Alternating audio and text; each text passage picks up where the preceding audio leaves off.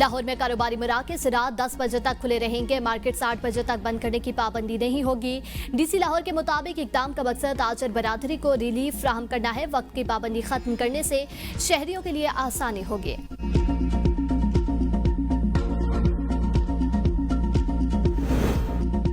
सिंध में कारोबार रात 8 बजे बंद करने की पाबंदी खत्म। शॉपिंग मॉल्स, मार्केट्स और होटल समेत रेस्टोरेंट्स, फूड आउटलेट्स और शादी हॉल्स पे पाबंदी से मुस्तस्ना करार। कमिश्नर्स, डिप्टी कमिश्नर्स और मुतल्लिका इदारों को अहकामात इरसाल। सीनियर वजीर शर्जील इनाम मेमन कहते हैं कारोबारी मराकज़ अब साबका पाबंदियों के बगैर मामूल के मुताबिक अपने औकात कार जारी रख सकेंगे। सिंध हुकूमत कारोबारी सरगर्मियों के फरोग, शहरी सहूलत और मईशत के इस्तेहकाम पर यकीन रखती है। गवर्नर खैबर पख्तूनख्वा का वज़ीर आला सुहेल आफरीदी से राब्ता। लॉकडाउन के खात्मे की तजवीज़, सुहेल आफरीदी का इत्तेफाक। फैसल करीम कुन्नी ने कहा दुकानों, मार्केट्स और शॉपिंग मॉल्स के औकात कार में नरमी से ताजर बरादरी का माली नुकसान कम होगा। अवाम को रिलीफ फ्राहम करना हुकूमत की अवलीन तरजीह होनी चाहिए। कारोबारी सरगर्मियों की बहाली से सूबे की मईशत को इस्तेहकाम मिलेगा।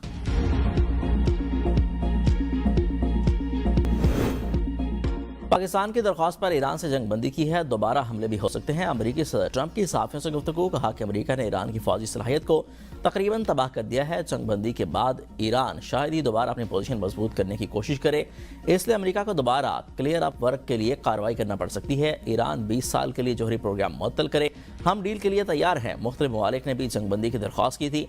मैं खुद जंग बंदी के हक में नहीं था, हमने ये पाकिस्तान के लिए एक फेवर के तौर पर किया।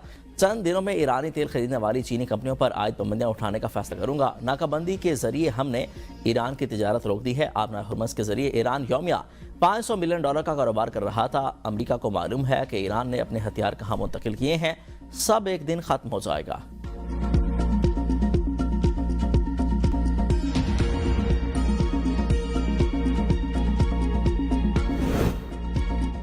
इस्लामाबाद मुज़ाकरात नाकाम नहीं हुए, अमरीकी रवैये की वजह से मुश्किल मरले में है। ईरानी वज़ीर ख़ारजा अब्बास अराग़ची की नई दिल्ली में प्रेस कॉन्फ्रेंस, कहा कि ईरान कभी एटमी हथियार नहीं बनाना चाहता। ईरानी जोहरी प्रोग्राम पुरअमन है।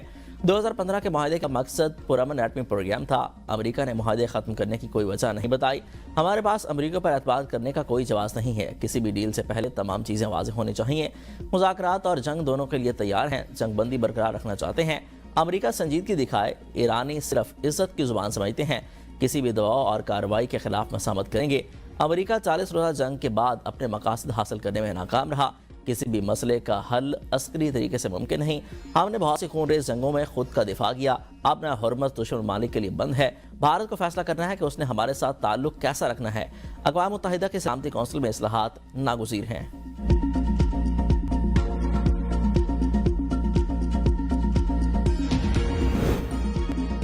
पिंकी के मंशियात नेटवर्क के राइडर्स और कैरियर्स का डाटा मुरतब, 3 खातीन शामिल, 3 हैंडलर्स और 22 कैरियर के जरिए कराची में मंशियात सप्लाई की जाती थी। हमजा अब्बास और आकिब मुलज़िमा पिंकी के कराची में हैंडलर्स थे।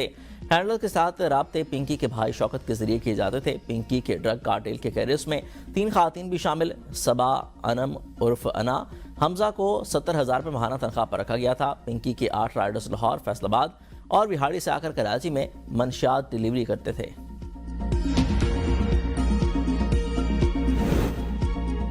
ब्रांड वाला बयान ही पिंकी के लिए फंदा बनेगा। ड्रग कोइन के मोबाइल का फॉरेंसिक कराया, 859 नंबर बरामद हुए, 132 नंबर कराची हैं।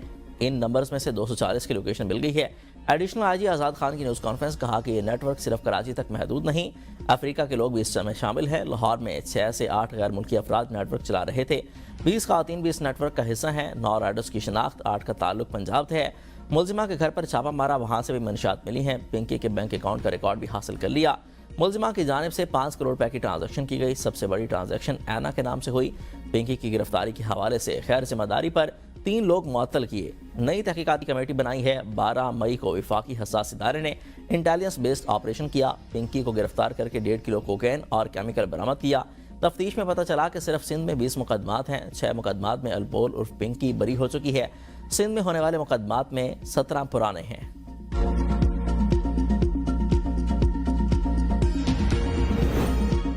कोकेन क्वीन अनमोल उर्फ पिंकी के खिलाफ एक और मुकदमा दर्ज, मजमूई तादाद 18 हो गई। SIO बगदादी का अनमोल पिंकी के हमरा अबुल हसन असवानी रोड पर छापा। फ्लैट पर थैलों में पैक 228 ग्राम कोकेन और दीगर मंशियात बरामद हुई। बरामद होने वाली मंशियात पिंकी की जानिब से घर में छुपाई गई थी, जो कि मुख्तलिफ इलाकों में डिलीवर होना थी।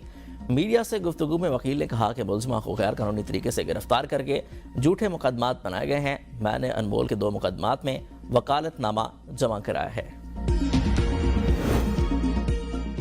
ड्रग क्वीन पिंकी के नेटवर्क से जुड़े 4 अफराद के नाम PINL में डालने की दरख्वास्त पिंकी के साबिक शोहर नासिर और अकराम को भी बैरून मुल्क जाने से रोकने की दरख्वास्त है। मौक़िफ़ इख्तियार किया गया कि चारों अफराद के बैरून मुल्क फरार होने का खतरा है।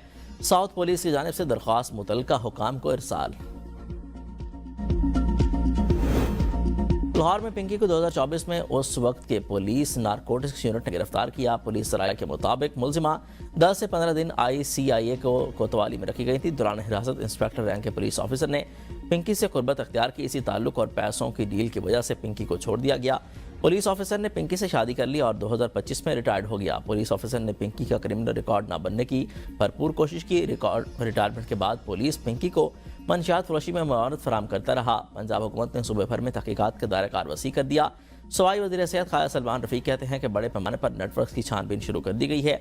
पंजाब में मंशियात के खिलाफ ज़ीरो टॉलरेंस पॉलिसी है।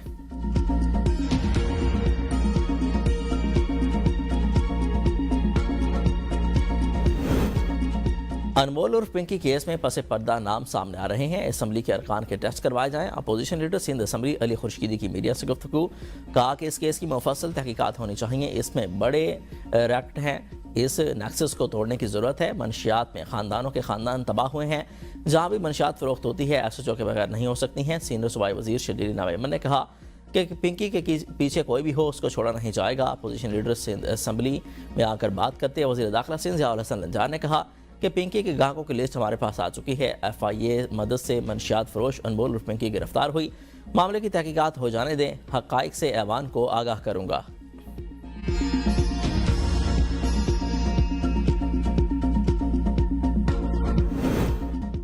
अमरीकी तहवील में लिया गया ईरानी और पाकिस्तानी शहरियों की पाकिस्तान के जरिए वापसी हो गई है। नायब वज़ीर-ए-आज़म इसहाक़ डार ने कहा कि ट्रांजिट में सहूलत पर सिंगापुर हुकूमत के शुक्रगुजार हैं। अमरीकी तहवील में लिए गए 31 अफराद में 11 पाकिस्तानी और 20 ईरानी शामिल थे। इसहाक़ डार ने मज़ीद कहा कि ईरानी वज़ीर ख़ारजा अब्बास इराक़ची का पाकिस्तान पर एतमाद काबिल क़द्र है। थाईलैंड हुकूमत ने बैंकॉक ट्रांजिट में सहूलत फराहम की है। थाईलैंड और अमरीका की हुकूमतों का ताउन पर शुक्रिया। वज़ारत ख़ारजा, वज़ारत दाखिला और पाकिस्तानी मिशंस की काविशें काबिल सत्ताइश हैं।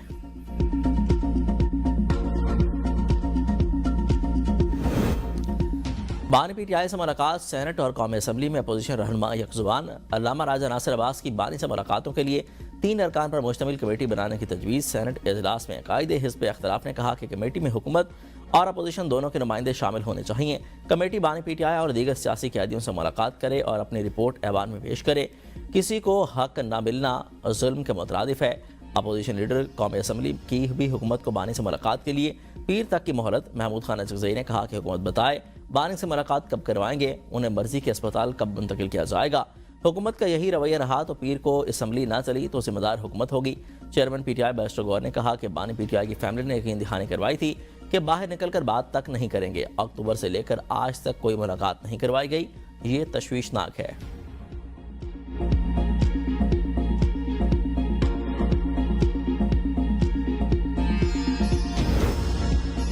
बानी की मुलाकात सियासी मसला नहीं, हुकूमत यकीन दहानी कराए। कौमी असम्बली और सेनेट में अरकान का मौक़िफ़। मुशीर वज़ीर-ए-आज़म राना सनाउल्लाह ने कहा कि बानी PTI और बुशरा बीबी को बेहतरीन इलाज मुहैया किया जा रहा है। कानून में इजाज़त नहीं है कि मुलाकातों को सियासी मकासद के लिए इस्तेमाल करें। कामयाब हो जाए तो वो इनकलाब कहलाता है, नाकाम हो जाए तो गद्दारी कहलाता है। एक जमात बार बार विफाक पर हमला करे, इस रवैये को बार बार दोहराने से बेहतरी नहीं आती।